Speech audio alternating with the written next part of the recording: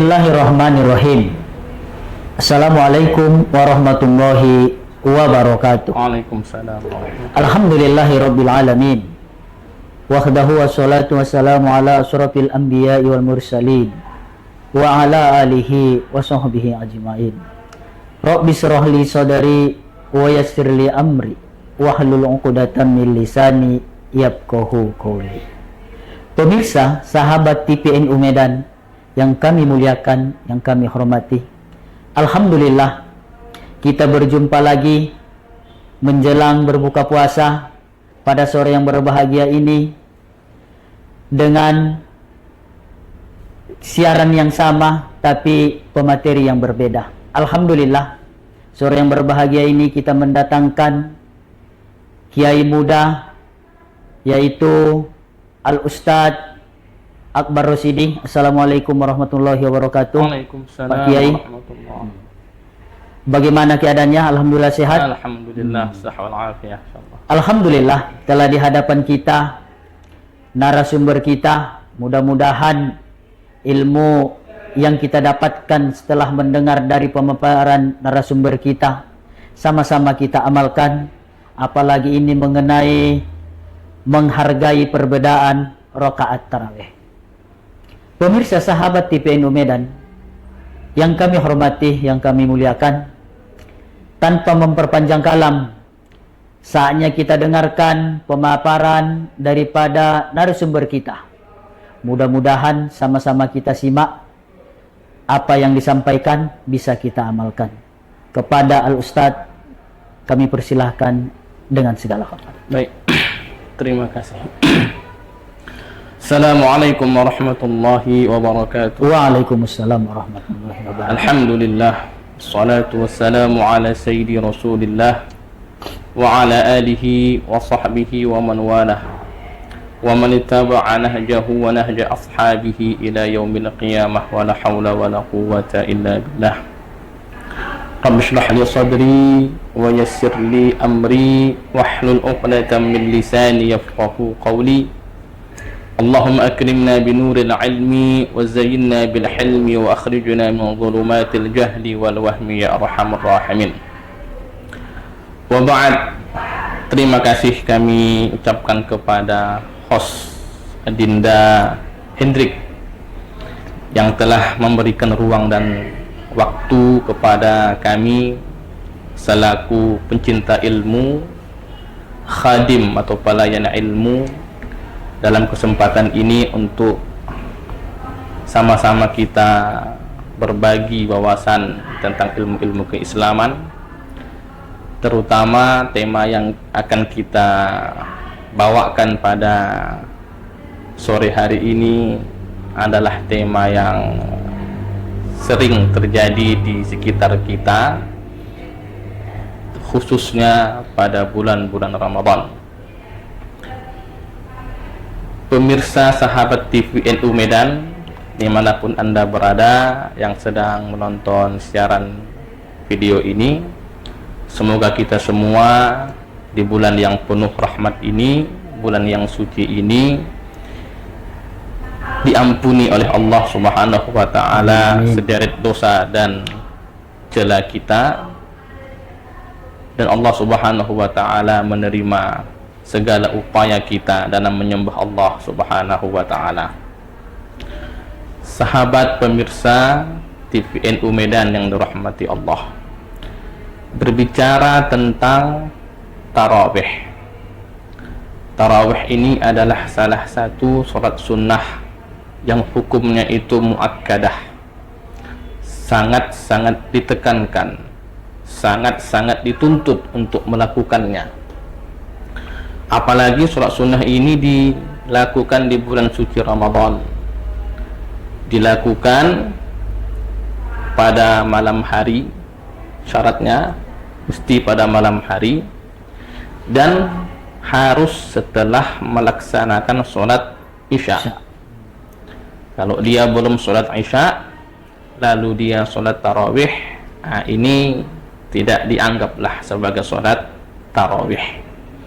Maka daripada itu, beberapa jamaah yang masbuk ke masjid datang, kebetulan sholat isyaknya terlambat, mungkin macet di jalan atau hal lain sebagainya, lalu kemudian dia menemukan jamaah di masjid sudah takbiratul ihram sholat tarawih, maka hendaklah dia takbir bersama jamaah tapi dengan niat sholat isya. Nanti ketika jamaah salam, maka dia bangun kembali merampungkan sholat isya yang belum selesai.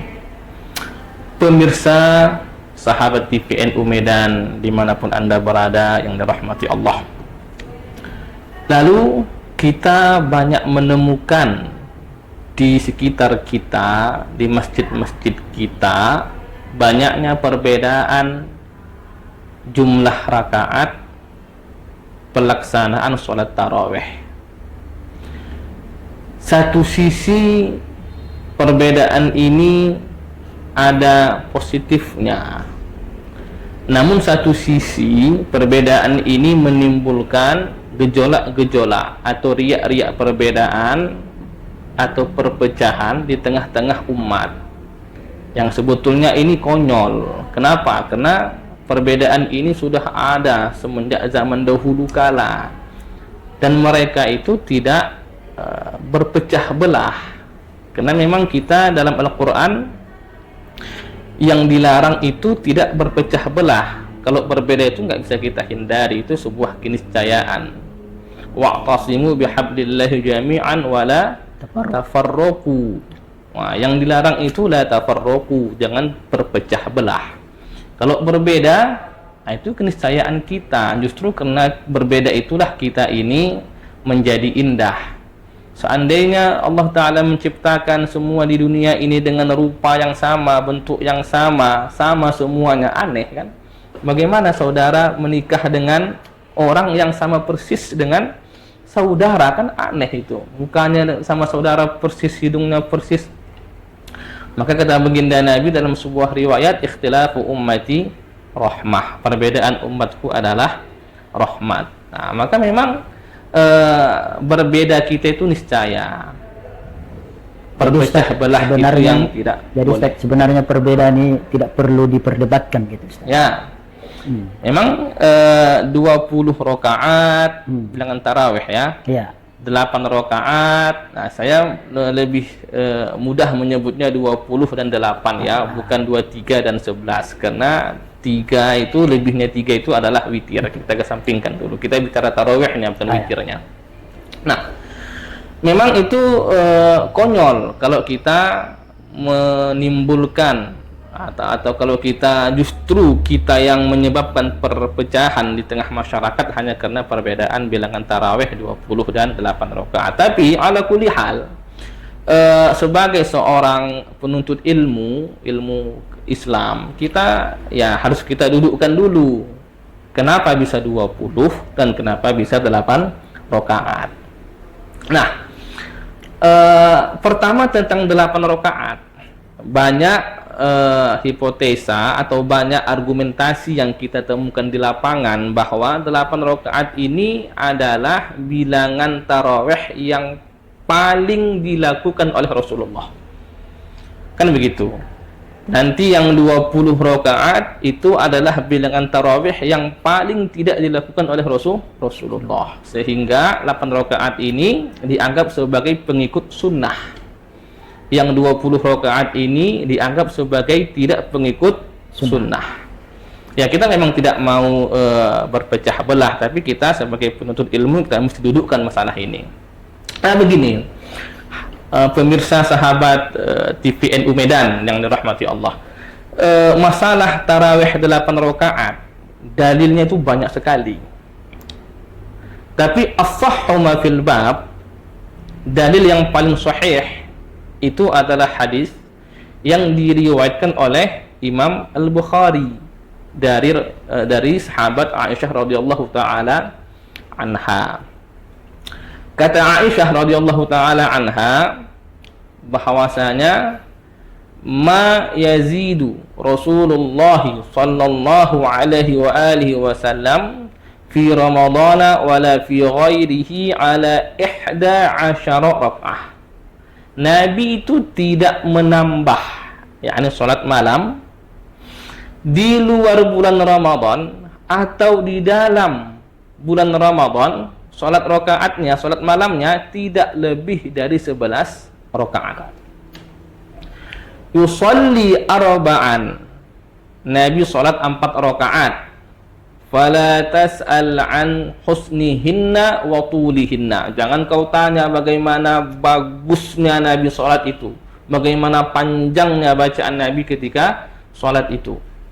Thumma yusalli arba', kata Aisyah, lalu kemudian Nabi salat 4 rakaat lagi.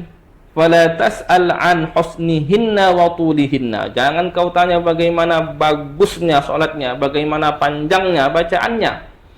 Thumma yusalli thalathan, lalu Nabi salat 3 rakaat. Nah, ini as-sahhu ma fil bab. Ini hadis yang paling sahih. Ya, walaupun banyak versi hadisnya, tapi ini hadis yang paling sahih yang menegaskan bahwa Nabi itu salat 11 rakaat. Hanya saja ini hadis ini penuh dengan komentar. Pertama, di hadis ini diindikasikan Nabi itu sholat 4 rakaat salam. Nah, padahal ya memang ada yang melaksanakannya 4 rakaat salam, begitu kan? Nah, tapi nanti ini bukan bertentangan juga. Ini akan semacam kontradiksi dengan hadis lain yang Nabi katakan, sholatul laili masna masna. Sholat malam itu 2 rakaat, 2 rakaat. Nah, makanya dalam istilah usul fikih itu i'malud dalilaini afdal min ihmali ahadihima. Menggabungkan, memakai 2 dalil itu lebih baik daripada menggugurkan salah satu keduanya. Maka dengan adanya tadi Nabi sholatnya 4 rakaat, jangan tanya tentang bagusnya dan panjangnya, kata Aisyah. Ada hadis Nabi yang mengatakan sholat malam itu 2 rakaat, maka oleh ulama dibawalah pemahaman yang 4 rakaat ini kepada pemahaman 2 rakaat salam, 2 rakaat salam, menggabungkan antara dua dalil. Sebenarnya di sini aja Ustaz, ada yang 4 rakaat salam, ada yang 2 rakaat salam. Itu udah sama-sama ada perbedaan sebenarnya. Ya. Nah, cuma kita memandangnya seperti itu, karena ada 2 dalil yang nampaknya kontradiksi gitu kan. Nah, tapi ini bisa digabungkan. Dalam usul fikih disebut dengan mu'tadah jama'. Digabungkan, artinya yang 4 rakaat yang diucapkan oleh Sayyidatuna Aisyah radhiyallahu taala anha dibawa pemahamannya kepada 2 rakaat salam, 2 rakaat salam. Karena Aisyah tidak mengatakan 4 rakaat salam, cuma mengatakan yusolli arba'an, salat 4 rakaat. Jangan tanya bagaimana bagusnya, jangan tanya bagaimana panjang bacaannya. Nah, sementara ada hadis lain 2 rakaat salam, 2 rakaat salam, maka dibawa 4 rakaat itu kepada pemahaman 2 rakaat salam, 2 rakaat salam, supaya 2 dalil ini bisa dipakai keduanya. Ditambah lagi ada riwayat dari Imam Muslim bahwasanya ada redaksi fi kulli rak'atain yusallimu fi kulli rak'atain. Nabi salam dalam setiap 2 rakaat dalam konteks salat malam tadi. Jadi itu hadis yang paling sahih dalam tarawih 8 rakaat. Sekali lagi, di hadisnya Aisyah tadi itu Aisyah tidak bilang salat tarawih. Aisyah bilang salat malam. Dan Aisyah itu mengumumkan di dalam Ramadan dan di luar bulan Ramadan. Artinya Nabi salatnya ya begitu, 11 rakaat. Jadi kalau kita buka fikih, salat malam yang jumlah rakaatnya 11 rakaat itu kira-kira salat apa? Ya witir. Nah, jadi belum ada istilah tarawih di sini. Nah, jadi Nabi itu memang ada hadis riwayat daripada Imam Al-Baihaqi bahwasanya menegaskan kata dari Ibnu Abbas radhiyallahu taala anhuma, bahwa kata Ibnu Abbas Nabi salat malam pada bulan Ramadan sebanyak 20 rakaat. Oh, Nabi melakukan 20 rakaat. Sekali lagi ini hadis kontradiksi antara hadisnya Aisyah riwayat Bukhari dengan hadisnya Ibnu Abbas riwayat Imam Al-Baihaqi. Ini nggak bisa digabungkan. Karena ini perbedaannya sangat jelas, sama-sama angka. Jadi tidak bisa al-jama' bainad dalilain, menggabungkan dua dalil. Maka salah satu yang mesti dipakai. Maka dari Al-Baihaqi dan Bukhari tentu yang lebih sahih adalah hadis Al-Bukhari. Satu, yang kedua, lebih sering mana menemani Nabi pada malam hari, Aisyah atau Ibnu Abbas? Tentu Aisyah lebih sering menemani Rasulullah, maka Aisyah itu lebih tahu tentang bagaimana sholat malamnya Rasulullah. Ini yang pertama. Namun bagi orang yang beranggapan bahwa sholat tarawih itu 20 rakaat, mereka lebih berlandaskan kepada hadis yang banyak diriwayatkan bahwasanya Umar ibn Khattab radhiyallahu taala anhu mengumpulkan sahabat ala Ubay bin Ka'ab di belakang Ubay bin Ka'ab, yakni Ubay bin Ka'ab sebagai imamnya. Dalam riwayat lain wa Tamim Ad-Dari, mengumpulkan juga di belakang Tamim Ad-Dari, dan mereka sholat tarawih sebanyak 20 rakaat. Dan ini hadisnya banyak sekali. Bahkan sabata, yakni dia telah tetap bahwa pada zaman Umar 20 rakaat, pada zaman Utsman 20 rakaat, pada zaman Ali 20 rakaat. Jadi sahabat itu masyhur di kalangan sahabat, mereka sholat tarawih berjamaah sebanyak 20 rakaat. Sampai ada ulama yang mengatakan bahwa ini terjadi ijma', kesepakatan para sahabat pada waktu itu, tidak ada yang mengingkarinya, yang mereka melakukan sholat tarawih 20 rakaat. Tentu kita tahu secara usul fikih bagaimana kedudukan ijma'. Ijma' itu qat'i. Ya, ijma' itu dalam sebagai secara dalil dia itu qat'i, pasti. Sementara hadis dia bersifat dhanni. Lalu kalau qat'i dengan dhanni, ya tentu qat'i akan lebih diunggulkan karena dia ijma'. Ini kita kembali kepada usul fikih, bukan membenturkan antara nabi dan sahabat, bukan. Ini kita berbicara usul fikih, antara dalil qat'i berhadapan dengan dalil dhanni. Pemirsa sahabat TPNU Medan yang dirahmati Allah Subhanahu wa taala. Nah, dari tarawih 20 rakaat yang dilakukan pada zaman Umar, zaman Utsman, zaman Ali radhiyallahu taala anhum, maka kita lihat bagaimana selanjutnya. Maka Al-Imam Abu Hanifah radhiyallahu taala anhu, mazhab Hanafi, berpendapat tarawih itu 20 rakaat. Mazhab Syafi'i berpendapat tarawih itu 20 rakaat. Mazhab Hambali berpendapat tarawih itu 20 rakaat. Kata Al-Imam Syafi'i, beliau berkata tentang tarawih 20 rakaat, apa kata beliau? Hakaza adraktu ahlu zaman fi Makkah. Beginilah aku temukan orang-orang di Makkah pada waktu itu, salat tarawih 20 rakaat. Nah, yang mengherankan, Imam Malik berpendapat, banyak riwayatnya, tapi yang paling masyhur dalam mazhab Maliki bahwa salat tarawih itu ada 36 rakaat. Itu Imam Malik. 36 rakaat. Dan yang mengherankan lagi, tidak ada satu pendapat mazhab ini yang mengatakan tarawih 8 rakaat. Dari 4 mazhab rata-rata tidak ada yang mengatakan tarawih 8 rakaat.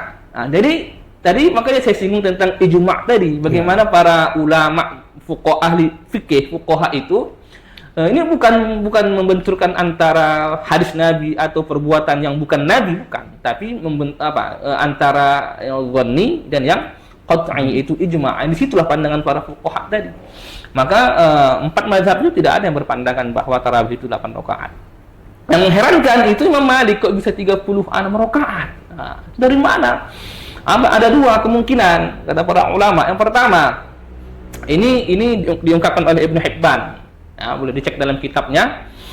kata Ibnu Hibban dulu, ini beliau berusaha untuk menggabungkan beberapa riwayat tadi, ya, menggabungkan antara perbuatan Nabi dan perbuatan para sahabat setelah Nabi. Apa kata Ibnu Hibban dulu? Tarawih itu ya 8 rakaat, ya, 3-nya witir, tapi bacanya panjang-panjang, panjang bacaannya. Jadi zaman setelah Nabi, zaman sahabat, mereka lihat sholat panjang-panjang itu mungkin melelahkan. Lalu mereka perpendek bacaannya, namun diperbanyak jumlah rakaatnya. Maka 20 rakaat, tapi bacaannya sedang, mutawassithah. Lalu di Madinah, tempatnya Imam Malik, itu memandang bacaan 20 rakaat itu ya masih lumayan panjang. Jadi dipendekkan lagi bacaannya, namun ditambah jumlah rakaatnya menjadi 36 rakaat. Nah, ada lagi ulama mengatakan dulu di Makkah orang tarawih 20 rakaat. Setiap tarwihah, setiap istirahat mereka tawaf. Nah, jadi habis sholat tarawih itu istirahat, tarwihah namanya, mereka tawaf. Di Madinah Imam Malik cemburu. Lah kok mereka ini bisa tawaf, kami di Madinah tidak ada Ka'bah, nggak bisa tawaf. Maka tawaf yang mereka lakukan itu diganti oleh Imam Malik menjadi sholat, maka dapatlah jumlahnya 36 rakaat. Nah, itu kurang lebih ceritanya begitu. Kenapa Imam Malik menjadi 36 rakaat? Tapi itu yang mengherankan, tidak ada pun empat mazhab ini yang berpendapat tarawih itu 8 rakaat. Padahal tadi hadisnya sahih, hadis Bukhari. Dari Aisyah yang senantiasa menemani Nabi pada malam harinya. Hanya saja tadi banyak komentar di situ kan. Karena Aisyah tidak mengatakan sholat tarawih. Ya, Nabi sholatnya di luar bulan Ramadan, di dalam bulan Ramadan ya sebanyak 11 rakaat. Walaupun nanti ada berbagai macam riwayat yang mengatakan 8 ini adalah tarawih, 3 witir. Nanti ada riwayat yang mengatakan Nabi sholat malamnya 10 rakaat itu tarawih, 1-nya witir. Tapi ala kulli hal riwayatnya banyak, tapi yang paling sahih itu tadi, Nabi di luar bulan Ramadan dan di dalam bulan Ramadan sholatnya 11 rakaat. Nah, jadi ini perbedaan ini ya dari dulu sudah ada. Bahkan pada zaman Nabi begitu juga.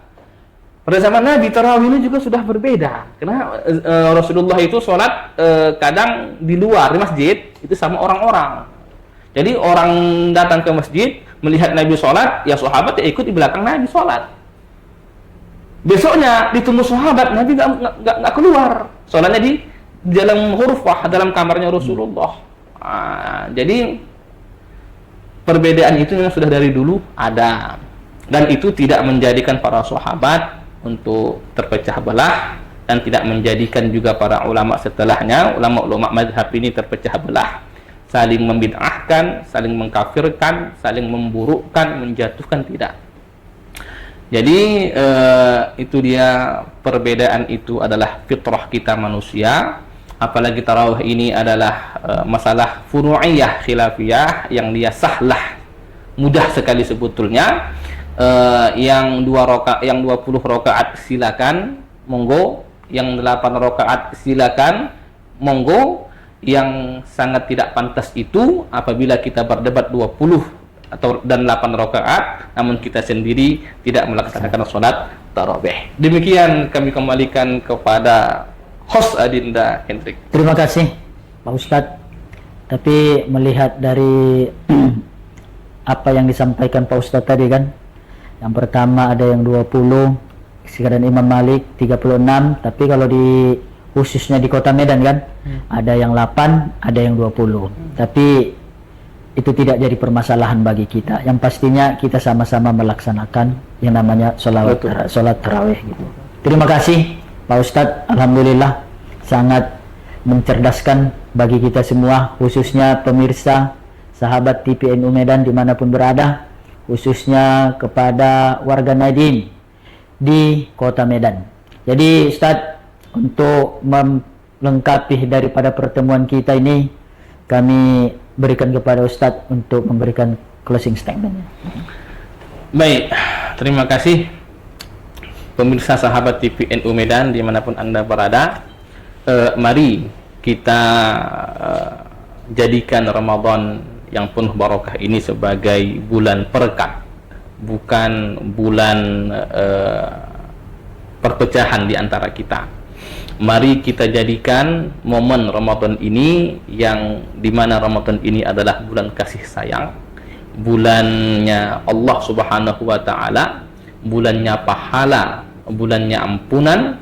Mari kita jadikan sebagai penyatu warna-warna yang berbeda di kalangan kita semua, bukan justru kita jadikan sebagai pemecah belah yang mestinya kita itu bisa bersama, justru kita tidak bisa bersama-sama hanya karena hal-hal sepele yang barangkali baginda Nabi tidak suka kita terlalu mempermasalahkan, atau Nabi tidak suka kita terlalu melihat itu sebagai sebuah celah yang bisa menjadi bom waktu untuk perpecahan umat baginda Rasulullah. Jadi mari kita terus teguh bersatu, apapun warna kita, apapun pandangan kita dalam hal-hal furu'iyah, sebagaimana yang dikatakan para ulama, apa katanya, kita nata'adzar fi makhtalafna, kita bisa bermaafkanlah, berlapang dada untuk apa yang kita saling berbeda, tapi kita itu harus bahu-membahu untuk apa yang kita itu sepakat dalam hal tersebut, yaitu adalah dalam hal kalimat la ilaha illallah. Maka menurut saya, bagi orang yang telah mengakui la ilaha illallah Muhammadur Rasulullah, tidak ada celah mereka untuk berpecah belah. Sekira demikian. Terima kasih kepada Al-Ustadz. Alhamdulillah telah berakhir pertemuan kita pada sore yang berbahagia ini. Sahabat pemirsa TVNU Medan dimanapun berada, sama-sama kita saksikan materi-materi selanjutnya daripada kiai-kiai kita di pengurus cabang Nahdlatul Ulama Kota Medan. Jangan lupa selalu tonton dan saksikan banyak ilmu yang kita dapatkan di TVNU Medan. Kurang lebihnya mohon maaf. Allahul muwaffiq ila aqwamit thoriq. Assalamualaikum warahmatullahi wabarakatuh. Waalaikumsalam warahmatullahi wabarakatuh.